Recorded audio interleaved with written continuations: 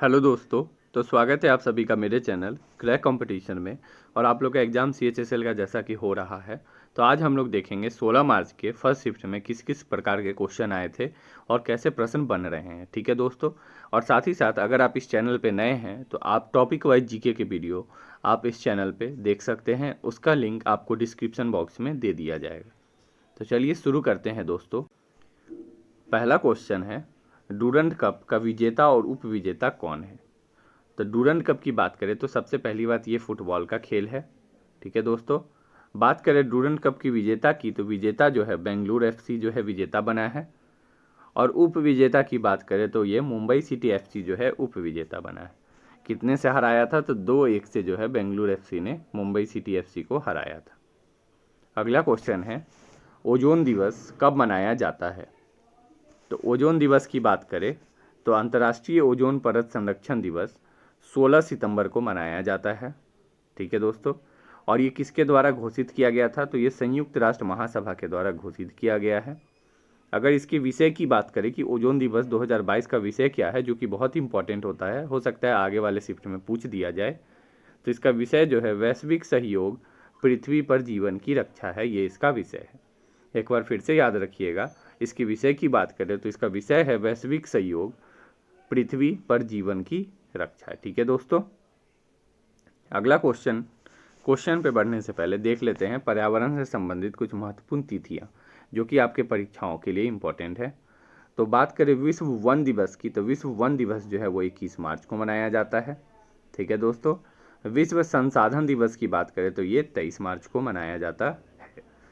साथ ही साथ विश्व वायुमंडल दिवस की बात करें तो ये 10 अप्रैल को मनाया जाता है। पृथ्वी दिवस की बात करें तो ये 22 अप्रैल को मनाया जाता है। और अगर पूछता है एग्जाम में कि विश्व जल दिवस या स्वच्छता दिवस कब मनाया जाता है, तो ये भी 22 मार्च हो जाएगा। ये 22 मार्च और पृथ्वी दिवस 22 अप्रैल, इसमें आप लोग को कंफ्यूज नहीं होना। और एक और है 22 मई का, जिसमें है विश्व जैव विविधता दिवस, जिसको 22 मई को मनाया जाता है। तो ये आप लोग को याद रखना है। सबसे पहले जल दिवस जो है वो मार्च में है, पहला नंबर का। फिर इसके बाद पृथ्वी दिवस 22 अप्रैल जो है वो दूसरा है। और 22 मई जो है वो जैव विविधता दिवस है। और बात करें तो विश्व प्रवासी पक्षी दिवस 8 मई को मनाया जाता है। विश्व पर्यावरण दिवस की बात करें तो ये 5 जून को मनाया जाता है। और वन महोत्सव सप्ताह की बात करें तो ये 1 से 7 जुलाई तक ये सप्ताह को मनाया जाता है।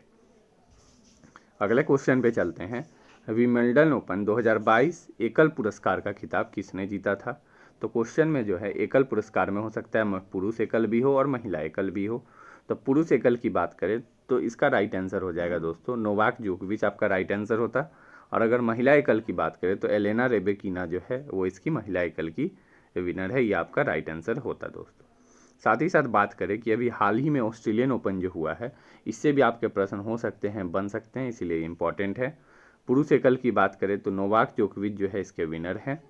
और महिला एकल की बात करें तो आर्यना सबालेंका जो है इसकी विनर है दोस्तों। ठीक है। अगला क्वेश्चन पे चलते हैं।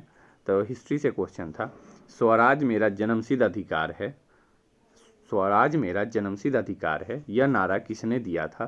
तो इस नारा की बात करें तो बाल गंगाधर तिलक ने इस नारे को दिया है। ठीक है दोस्तों। और बात करें तो इन्हें लोकप्रिय रूप से लोकमान्य भी कहा जाता था। ठीक है दोस्तों। साथ ही साथ उन्हें भारतीय अशांति का जनक भी कहा जाता था। और उन्होंने होम रूल लीग की स्थापना में बड़ी भूमिका निभाई भी थी। ठीक है दोस्तों। साथ ही साथ इनकलाब जिंदाबाद के नारे की बात करें तो इनकलाब जिंदाबाद का नारा किसने दिया था, तो भगत सिंह ने इनकलाब जिंदाबाद का नारा दिया था। ठीक है दोस्तों। और दिल्ली चलो का नारा की बात करें तो यह सबसे पहले सुभाष चंद्र बोस ने दिल्ली चलो का नारा दिया था। ठीक है दोस्तों। तो ये भी आप लोग ध्यान रखिएगा, इससे भी क्वेश्चन हो सकता है आगे वाले शिफ्ट में पूछ दिया जाए। अगला है गोलकुंडा का किला कहाँ स्थित है।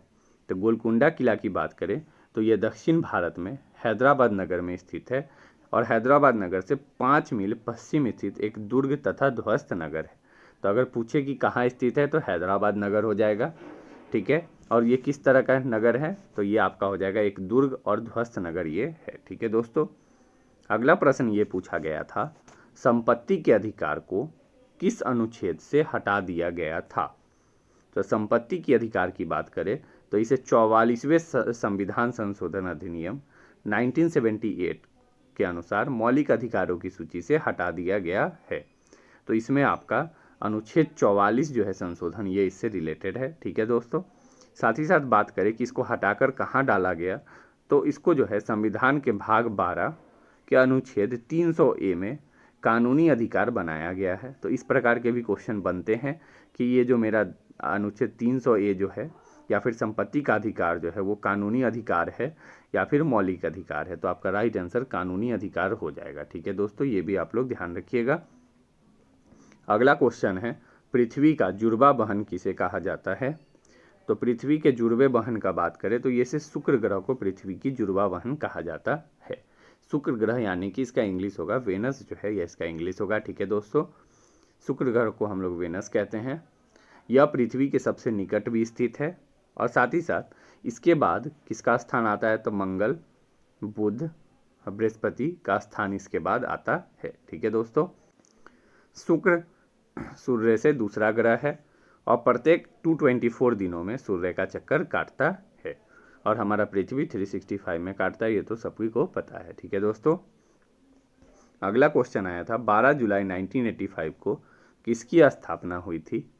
तो इसकी बात करें तो नाबार्ड की स्थापना 12 जुलाई को की गई थी।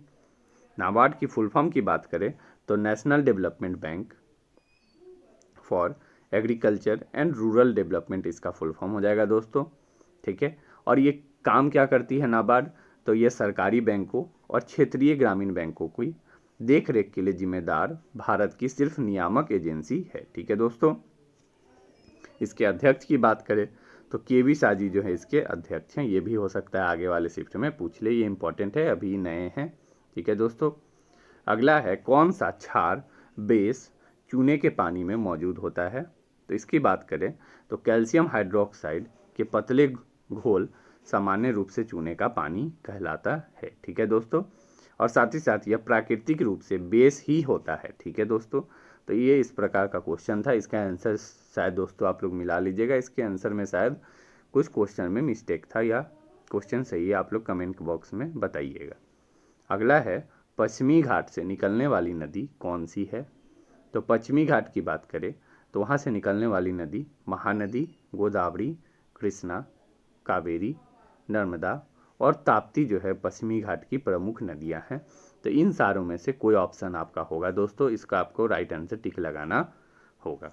ठीक है दोस्तों, और दोस्तों अगर आपको ये वीडियो पसंद आया है तो इस वीडियो को लाइक करें और अपने दोस्तों के बीच ज़्यादा से ज़्यादा शेयर करें। और अगर आप इस चैनल पर नए हैं तो इस चैनल को सब्सक्राइब कर ले ताकि आपको सारे अपडेट्स मिलते रहें। Thank you.